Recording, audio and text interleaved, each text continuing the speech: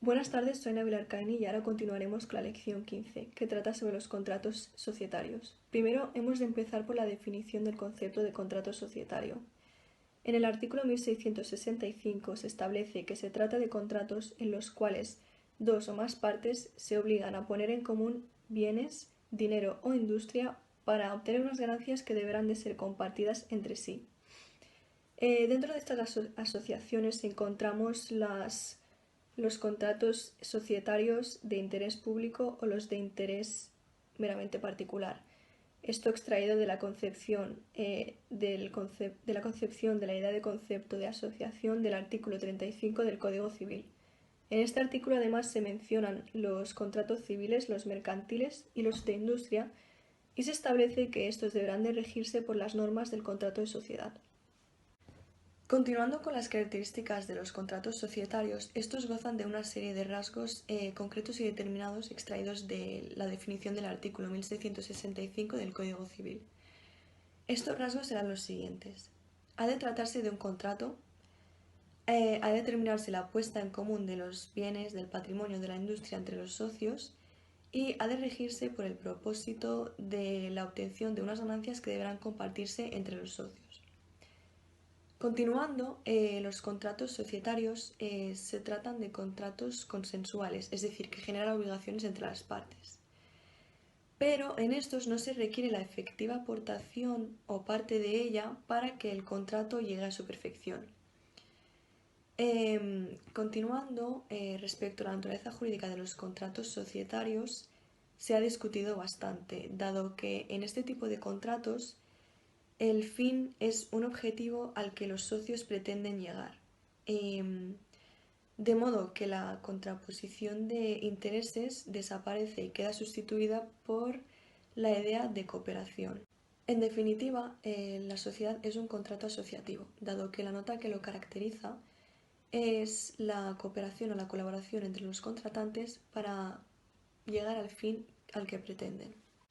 Continuando con la personalidad jurídica y la sociedad civil, según el artículo 1669, no dispondrán de personalidad jurídica aquellas sociedades cuyos términos queden secreto entre los socios y en que los socios contraten en su propio nombre con terceros. En este caso se entenderá por secreto aquello que no es público, es decir, aquello por lo que no se ha llevado a cabo la publicidad registrada de las sociedades mercantiles, siendo entonces que el conocimiento de la existencia de estas por esta vía será imposible. En definitiva, la regla final del artículo 1669 establece que las sociedades que cumplan con las características que hemos mencionado deberán de regirse por las disposiciones relativas a la comunidad de bienes.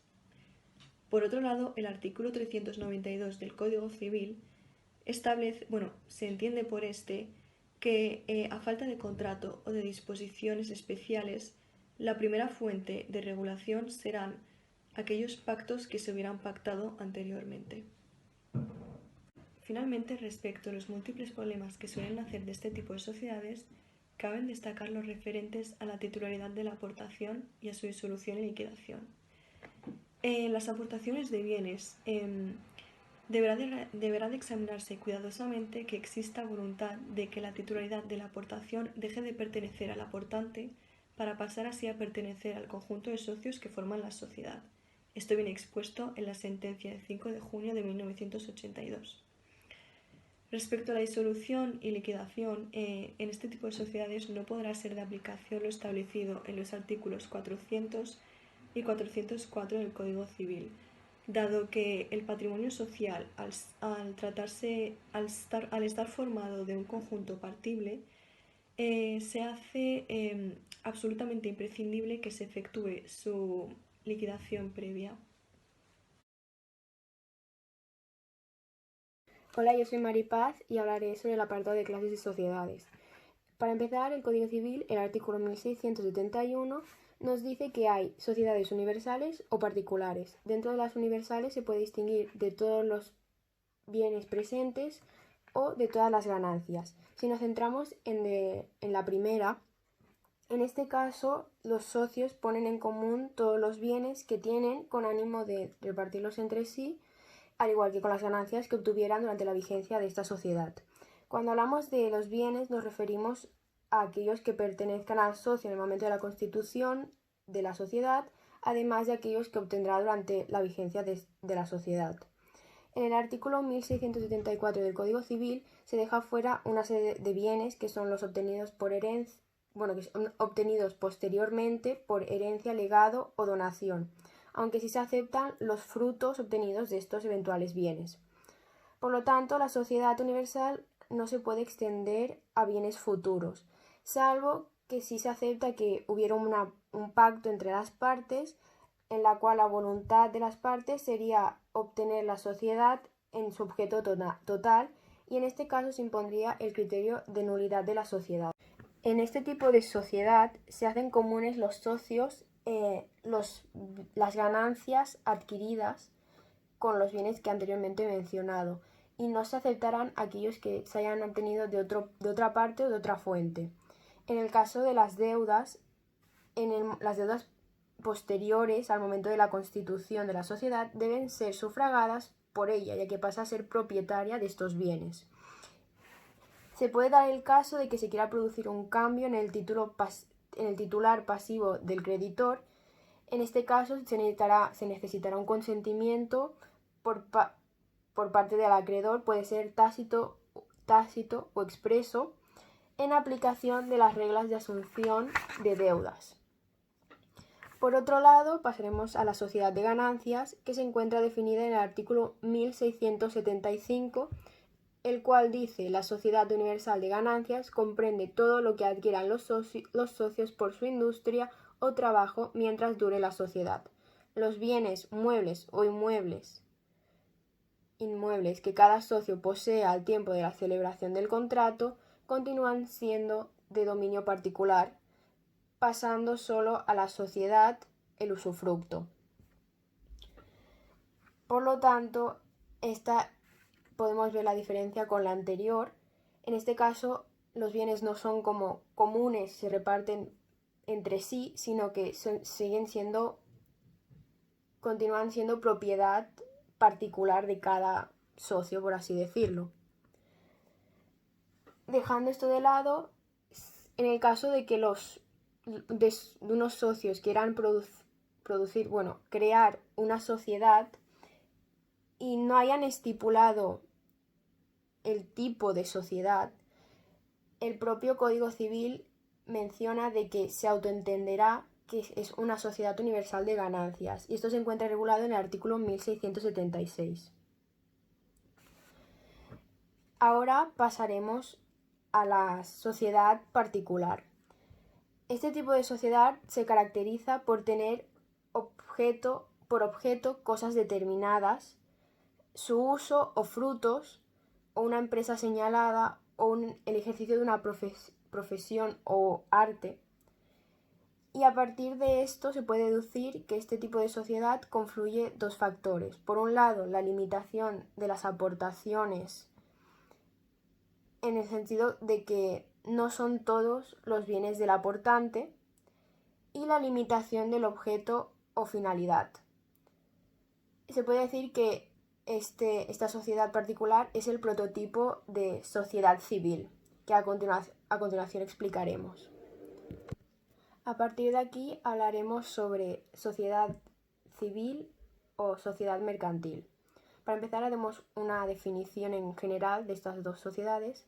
La sociedad civil se puede definir como un contrato de naturaleza privada entre dos o más personas que llevan a cabo una actividad con tal de obtener un fin lucrativo, pero sin constituir actos de comercio, a diferencia de la sociedad mercantil, que es una personalidad jurídica creada para llevar a cabo una determinada actividad con fines también lucrativos y que sí constituye actos de comercio. El Código Civil, el artículo 1670, define la sociedad civil y dice: las sociedades civiles, por el objeto a que se consagran, pueden revestir todas las formas reconocidas por el Código de Comercio. En tal caso, les serán aplicables sus disposiciones en cuanto no se opongan a las del presente Código. Por lo tanto, el presupuesto para su aplicación es una sociedad por su objeto. Sin embargo, no existe en la realidad un objeto civil distinto, por ejemplo, de un objeto mercantil. A la palabra objeto se le dará como una definición sobre lo que pretende alcanzar la sociedad o la determinada finalidad que quieren o conseguir. Por ejemplo, el construir un edificio será el objeto de una sociedad, pero dedicarse de forma habitual o profesional a ello es distinto para la obtención reiterada de lucro, lo cual dará lugar a una sociedad que realizará actos de comercio. Por lo tanto, en este caso se puede ver la diferencia entre la civil, que sería el primer caso que he dicho, que es la creación de un edificio, será el objeto de una sociedad, y la creación de una sociedad mercantil, que es para dedicarse de forma habitual y tener una forma de lucrarse de forma reiterada. Por lo tanto, dentro del artículo 1670 se podría decir que una sociedad civil, mejor dicho, una sociedad mercantil puede acoger a una sociedad civil por su objeto. Pero una sociedad cuya finalidad sea la realización de actos de comercio no puede ser una sociedad civil. Pero la sociedad civil puede llegar a adoptar la forma mercantil, pero no por ello se dirá que es comerciante a los efectos del Código de Comercio.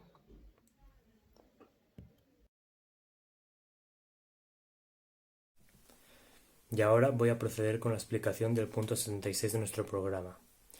Este es la estructura del contrato de sociedad, y el primer subapartado que se encuentra en este punto es el de sujetos. Y en cuanto a los sujetos, hemos de decir que en nuestro Código Civil no hay ninguna regla específica que nos diga quién está capacitado o quién no está capacitado para contraer un contrato de sociedad, pero sí que nos encontramos ante dos prohibiciones más claras.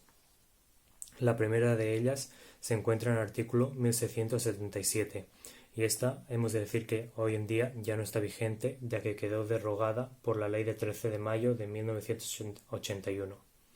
Este artículo decía así: no pueden contraer sociedad universal entre sí las personas a quienes está prohibido otorgarse recíprocamente alguna donación o ventaja. Esta es la primera prohibición, aunque ya no está vigente. Y luego la otra prohibición se encuentra en el artículo 323, y es que la emancipación habilita al menor para regir su persona y bienes como si fuera mayor, pero hasta que llegue a la mayor de edad no podrá el emancipado tomar dinero a préstamo, gravar o enajenar bienes inmuebles y establecimientos mercantiles o industriales u objetos de extraordinario valor sin consentimiento de sus padres y a falta de ambos sin el de su curador.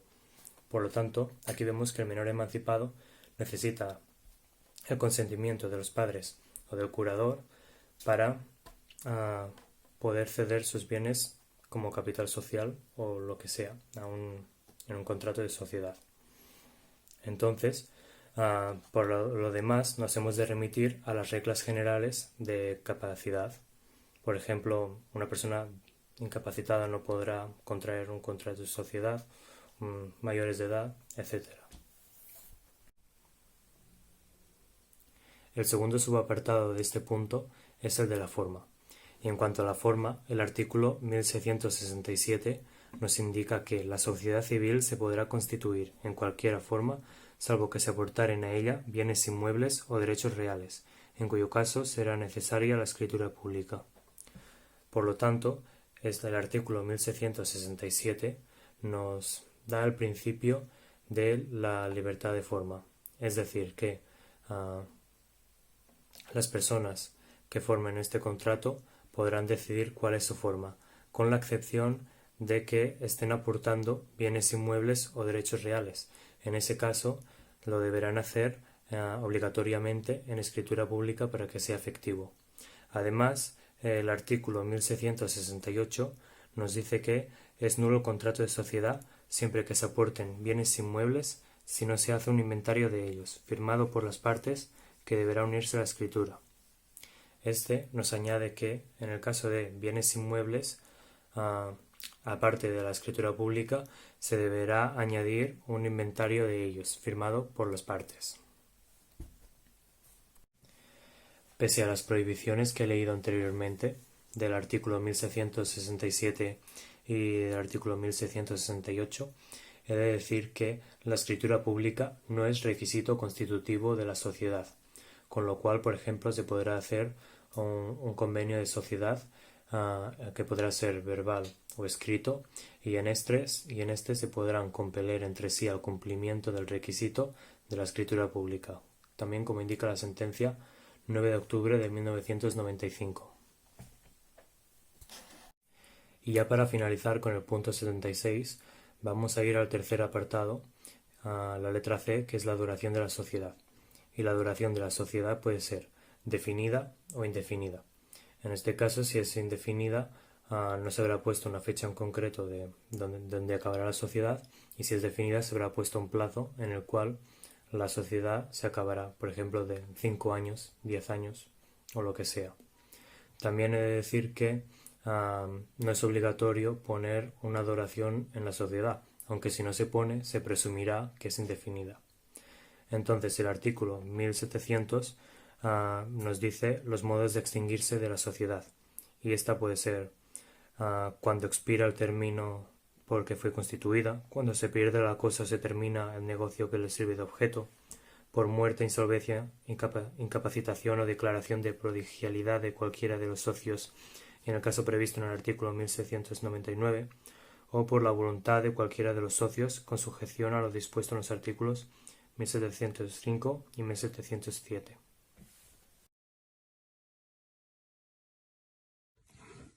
Las aportaciones sociales son el dinero, los bienes o la industria que los socios ponen en común para formar el patrimonio social y desarrollar su objeto social. Estos pasan a ser titularidad de la sociedad. Cada socio es deudor a la sociedad de los bienes, dinero o industria que hubiera aportado en el momento de constituirse la sociedad. Las aportaciones de bienes pueden ser en propiedad o solo para que sus frutos o usos sean de la sociedad. La naturaleza jurídica de las primeras es la de la transmisión del dominio, según la sentencia del Tribunal Supremo de 2 de abril de 1990. Los frutos de la cosa son debidos a la sociedad en el momento en que nace la obligación de entrega. Si la aportación es de dinero, el socio es deudor de los intereses desde el día en que debió entregarlo, sin perjuicio de indemnizar, además, los daños que hubieran causado el retraso. En cuanto a la aportación de industria, regulada en el artículo 1683, es la obligación del socio de aportar lo que puede obtener en el ramo de la industria que constituye el objeto de su aportación a la sociedad. La garantía del aportante es impuesta por el artículo 1618 en su párrafo segundo, para las cosas ciertas y determinadas. Analizando este artículo, debemos entender que se refiere a una aportación en propiedad y que también incluye el saneamiento. En caso de aportación de goce o de uso de la cosa, el aportante estará obligado a asegurar el goce pacífico de la cosa como garantía. Hola, buenos días, me llamo Laura Martín Isla y a continuación voy a proceder a explicar la administración en la sociedad civil. La administración en la sociedad civil aparece en nuestro Código Civil de una forma confusa y fragmentada, y esto es consecuencia de que se pueden dar diversos casos muy diferentes.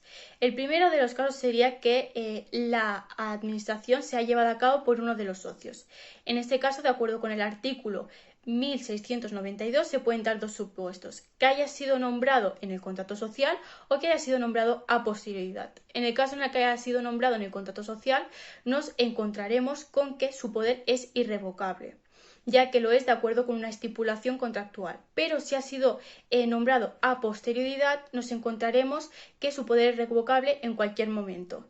Respecto al contenido de este poder, lo que nos establece el Código Civil es que básicamente consiste en que puede realizar cualquier acto de administración, no obstante la oposición de sus compañeros y siempre y cuando no actúe de mala fe. Además, respecto al nombramiento del administrador, si ya había sido nombrado en el contrato social, lo que se nos dice es que simplemente es necesario mayoría, porque lo que se está haciendo es ejecutar una decisión que ya se había tomado con anterioridad. En cambio, si es nombrado con anterioridad, es necesario la unanimidad por parte de los miembros. Esto se justifica ya que de acuerdo con el artículo 1695 corresponde a los socios la administración, este derecho de administración, en el caso en el cual en el contrato social no se haya nombrado a nadie. Entonces, dicho esto, pasamos al caso en el cual la administración sea llevada a cabo por 2 o más miembros. De acuerdo con ello, lo que tenemos que aplicar es el artículo 1693, en el cual lo que regula son aquellos casos en los cuales, regula la actuación cuando no se ha determinado las funciones, o bien aquellos casos en los cuales se establece que, se pueden realizar una serie de actos administrativos sin la necesidad del consentimiento por parte de los demás miembros.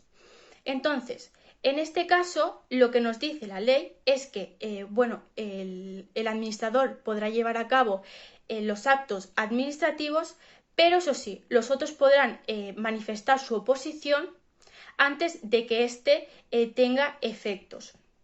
Por otro lado, tenemos el artículo 1694, en el cual se nos establece que, en aquel caso en el cual se establezca que sí que es necesario el consentimiento de los demás administradores para que se pueda llevar a cabo lo que sería la validez de un acto administrativo, se nos dice que para que un acto administrativo sea válido, no se puede alegar a la imposibilidad o a la ausencia de uno de los administradores, sino que es necesario la concurrencia de los administradores, salvo en el caso en el cual nos encontremos que hay lo que sería un peligro inminente de daño inminente para la sociedad.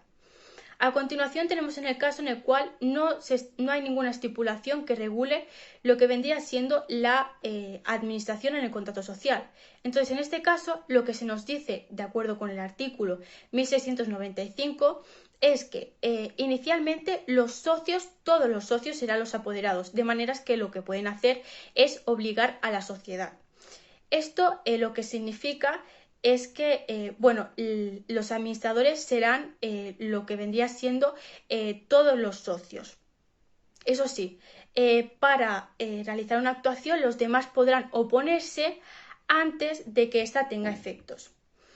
Después, a continuación, lo que se establece en el segundo apartado de este artículo 1695 consiste en que pueden hacer uso de lo que sería las cosas que conforman el fondo social, los administradores. Pero eso sí, siempre y cuando esto no perjudique al derecho que tienen los demás administradores de lo que sería el uso de esas cosas. A continuación también se establece que un administrador puede exigir a los demás que ayuden a lo que vendría siendo pagarlas para que se pueda mantener las cosas que forman parte del fondo social. Y por último se establece que el administrador lo que no podrá hacer será novar las cosas que forman parte del contrato social sin lo que vendría siendo un pacto entre todos. Entonces, a lo largo de la explicación he estado haciendo referencia al jus provendi, que es esa función que básicamente consiste en el control de los administradores. Entonces, es en aquellos casos en los cuales se realiza una actuación y básicamente consiste en que los demás, antes de que produzca efectos, se pueden negar a ello. Entonces, esto tiene unos efectos internos a nivel de la sociedad, de manera que si uno lo realiza, debe de responder conforme debe de responder a la sociedad. Pero si lo realiza un tercer socio, al cual no se le había prohibido concretamente, en este caso a este también tendrá unas consecuencias siempre y cuando se pueda demostrar que realmente conocía que existía tal prohibición. Entonces, a continuación, también hay que destacar que los administradores lo que tienen que hacer es rendir cuentas respecto a las actuaciones que llevan a cabo a los demás socios. Finalmente, hay que hacer referencia a una estipulación especial, que es el artículo 1684. En este artículo 1654, lo que se nos dice, se contempla aquel caso en el cual hay un socio, hay una pluralidad de acreedores. En esto, lo que se dice es que en el caso en el cual el socio deba realizar un cobro a un tercero y ese tercero debe realizar un cobro a la sociedad, lo que dice el artículo es lo siguiente: debe importarse lo cobrado en los dos créditos a proporción de su importe, aunque hubiese dado el recibido por cuenta de su solo haber. Pero si lo hubiere dado por cuenta del haber social, se imputa a todo este. Lo dispuesto en este artículo se entiende sin perjuicio de lo establecido en el artículo 1172. Entonces, sin duda, es un caso en el cual hay dos acreedores.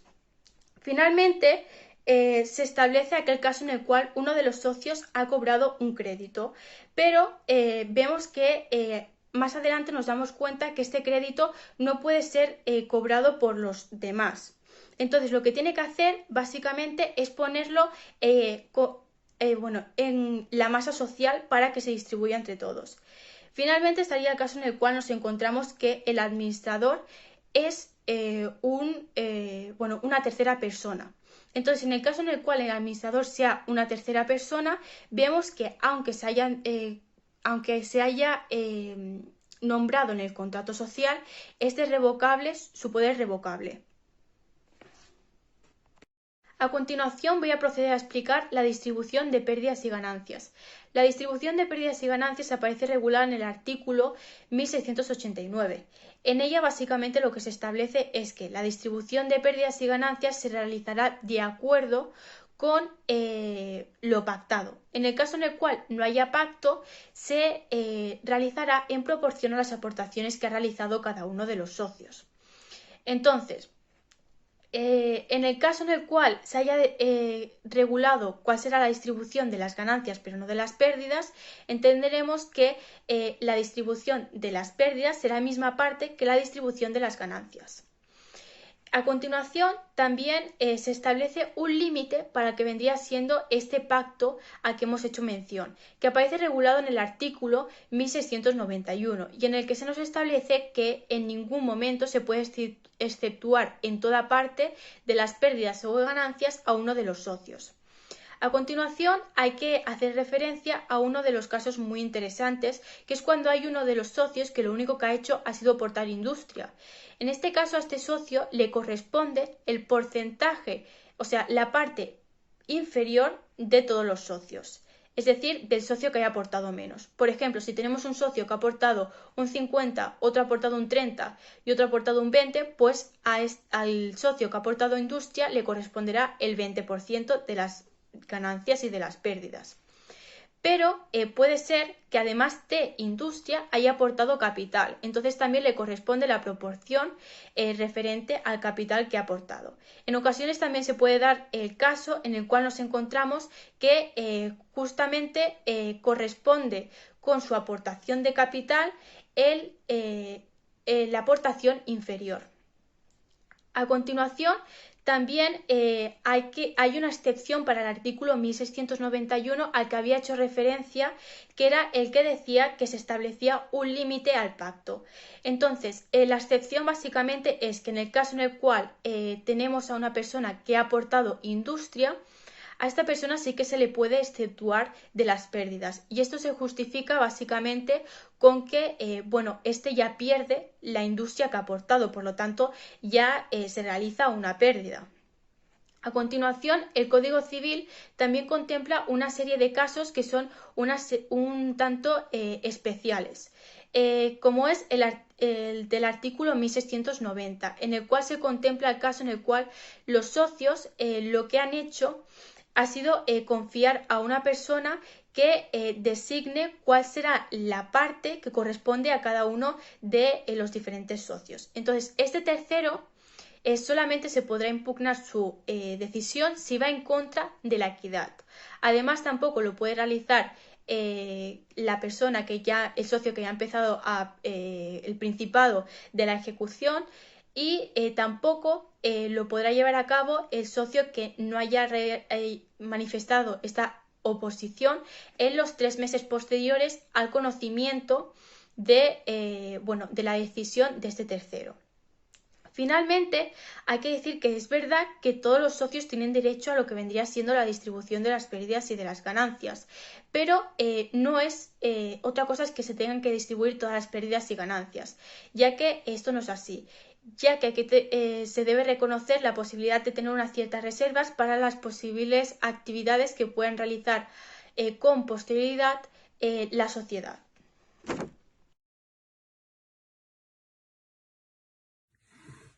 Los artículos 1697 y 1698 regulan las relaciones entre la sociedad y terceros y sus efectos. Analizando el artículo 1697, sabremos que la sociedad quedará obligada por actos que un socio hubiera realizado por cuenta de la sociedad, cuando el socio tenga un poder para obligar a la sociedad en virtud de un mandato expreso o tácito, o cuando hubiera actuado dentro de los límites de este mandato. En el segundo párrafo del artículo 1698 se dice que la sociedad no quedará obligada por aquellos actos que el socio hubiera realizado sin el mandato de ésta, pero sí quedará obligada cuando este acto ha redundado en su provecho. En el último párrafo del artículo 1698 se hace referencia al artículo 1695 sobre la forma de administración de la sociedad, en especial el apartado primero.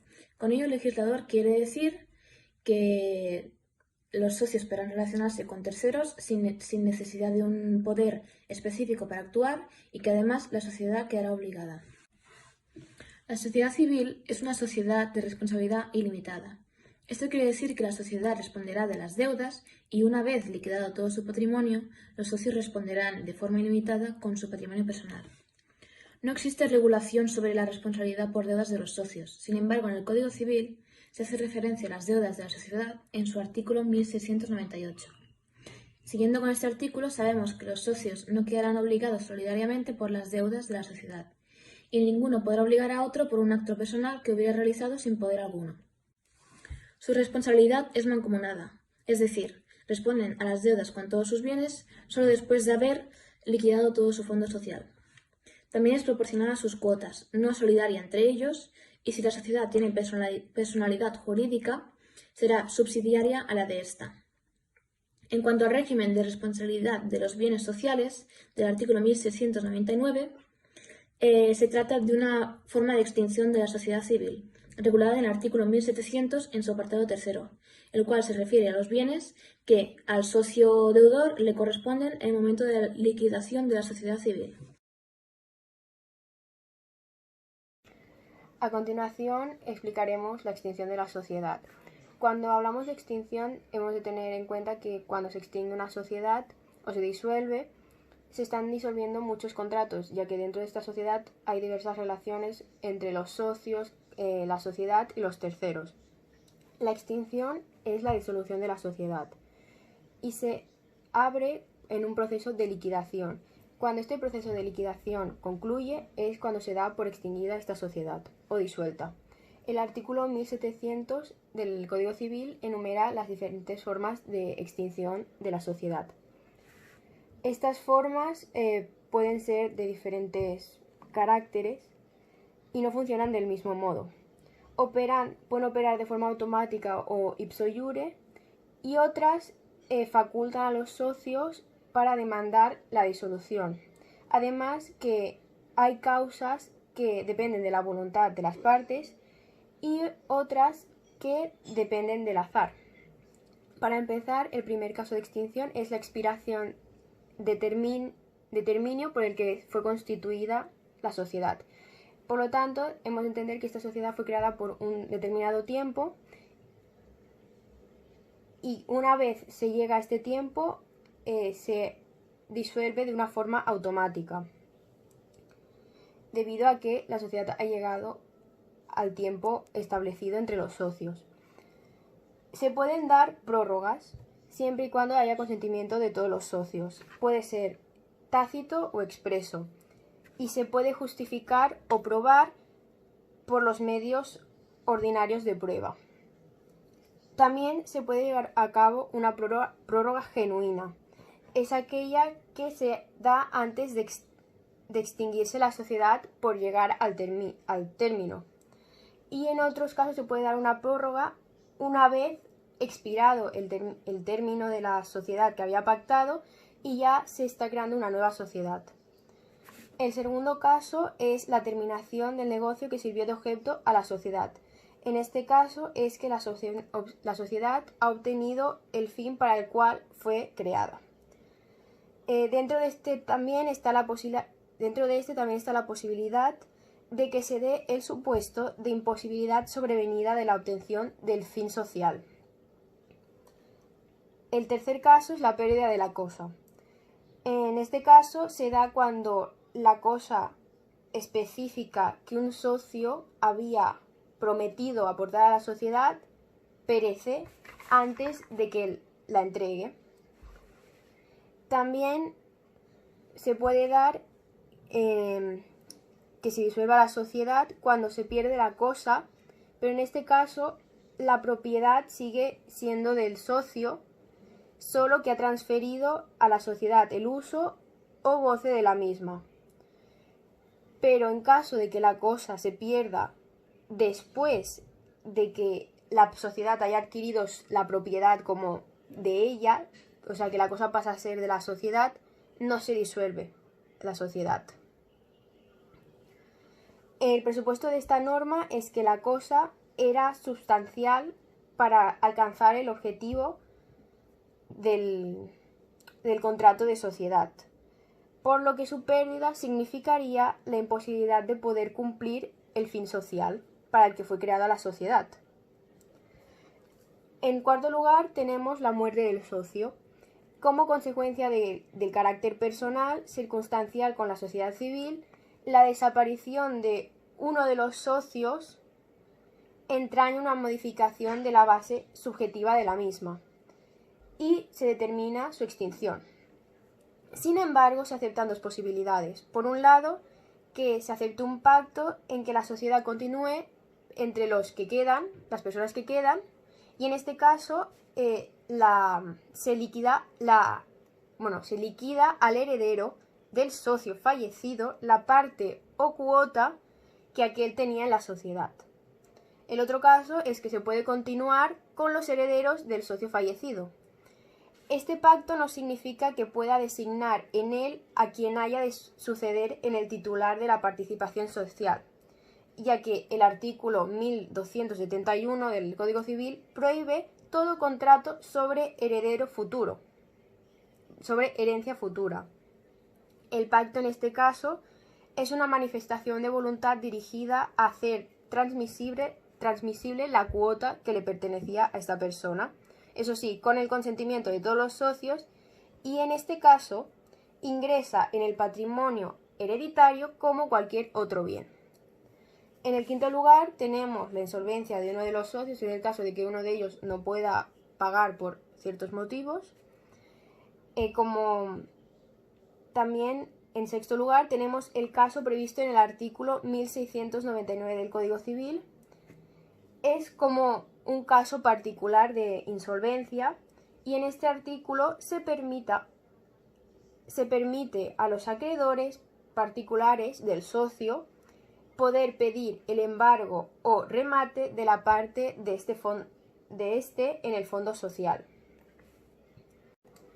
Para ir acabando, la séptima forma de extinción es la incapacitación o declaración de prodigalidad de cualquiera de los socios, y por último tenemos la voluntad de cualquiera de los socios con sujeción a las disposiciones al Código Civil de los artículos 1705 y 1706. El 1705 dice: la disolución de la sociedad por la voluntad o renuncia de uno de los socios únicamente tiene lugar cuando no se ha señalado término para su duración o no resulta de la naturaleza del negocio. Para que la renuncia surta efecto, debe ser hecha de buena fe en tiempo oportuno, además debe poner en conocimiento de los otros socios. Y el 1706 dice: es de mala fe la renuncia cuando el que la hace se propone apropiarse para sí solo el provecho que debía ser común. En este caso, el renunciante no se libera para con sus socios, y estos tienen facultad para excluirla de la sociedad. Se reputa hecha en tiempo inoportuno la renuncia cuando, no hallándose las cosas íntegras, la sociedad está interesada en que se dilate su disolución, y en este caso continuará la sociedad hasta la terminación de los negocios pendientes. En este artículo hemos de tener en cuenta cuando está diciendo renuncia. No es en el sentido técnico, sino que se trata en el caso de una extinción de relación obligatoria por voluntad unilateral de una de las partes de la sociedad. Dentro de este apartado hay dos condiciones que nos está diciendo el propio artículo.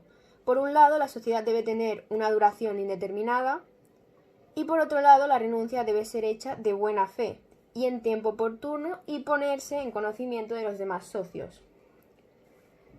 En sí, el artículo 1706 no nos explica qué es de buena fe, sino que nos lo da a entender a partir de darnos la definición de lo que se consideraría de mala fe. Y es mala fe la renuncia cuando el que la hace se propone apropiarse para él solo el beneficio que debía ser común.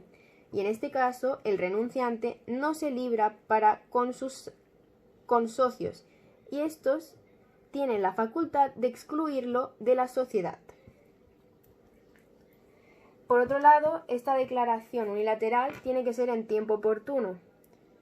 Se considera que se hace en tiempo inoportuno cuando, no hallándose las cosas íntegras, la sociedad esté interesada en que se dilate su disolución. Por lo tanto, hay que interpretar a partir de eso lo que se considera en tiempo oportuno. Como hemos dicho, la sociedad ha de ser de duración indeterminada, aunque existe la posibilidad de reclamar la disolución de una sociedad de duración determinada si existen justo motivo. Es decir, que sería el faltar uno de los compañeros a sus obligaciones, el de inhabilitarse para los negocios sociales u otras circunstancias semejantes al juicio del tribunal.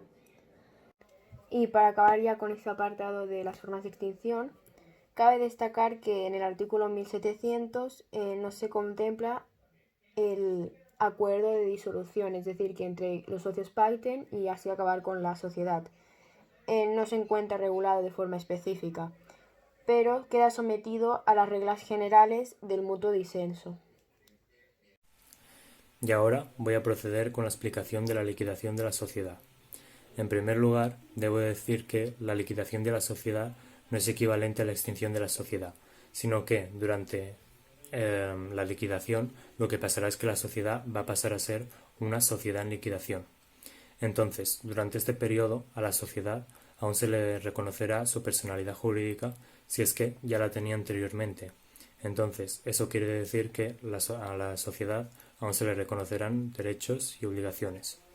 También durante este periodo de liquidación de la sociedad en liquidación deberá cesar a los administradores y en su lugar deberá nombrar a los liquidadores. Para llevar a cabo la liquidación de la sociedad se deberán realizar las operaciones de liquidación, y estas operaciones de liquidación se deberán de hacer de acorde a como se hubiera establecido en el contrato social o posteriormente lo que se haya establecido en el acuerdo social de liquidación y partición. Entonces, lo que se hará con las operaciones de liquidación será básicamente vender todos los activos de la sociedad y entonces repartir todo entre los socios.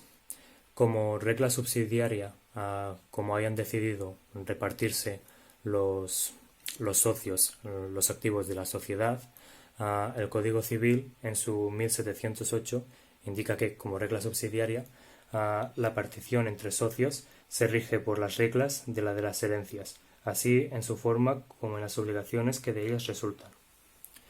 Entonces, básicamente lo que nos dice el Código Civil es que si no se ha establecido cómo se han de repartir los activos de la sociedad, se hará de la manera en cómo se reparten en las herencias.